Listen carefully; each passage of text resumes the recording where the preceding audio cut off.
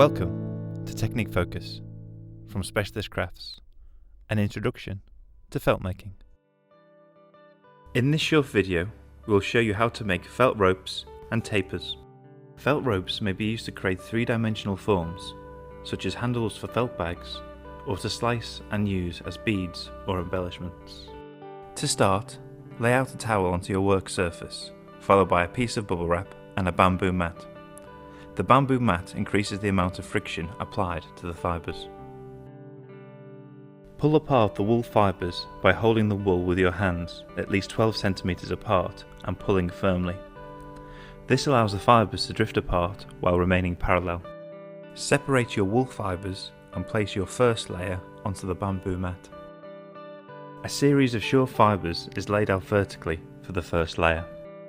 The second layer is arranged horizontally over the first, each tuft of fibres slightly overlapping the previous one.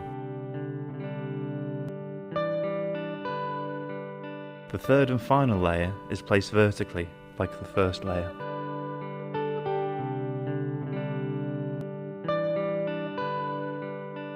Lay a piece of mesh over your layers of wool to hold them in place while you soak them with hot, soapy water. Adding soap flakes to the hot water speeds up the felting by altering the acid-alkali balance of the fibres, and also makes a slippy surface that is easier to rub. A thin plastic bag is useful to carry out this initial soaking. You can press it over the mesh to ensure that all the fibres are thoroughly wetted. Make sure they are soaked, as dry wool fibres will not felt properly.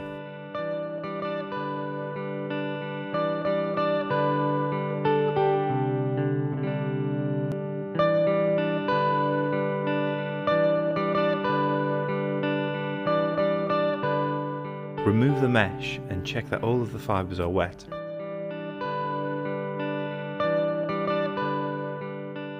Lift an edge of the bamboo mat and place it over the wool. Begin to rub the mat gently backwards and forwards over the wet wool. Work very gently at this stage, checking regularly to see that the fibres are beginning to mesh together and form a rope. If you press too hard now, you will flatten out the shape. Gradually increase the friction and the pressure. You may need to add more soapy water.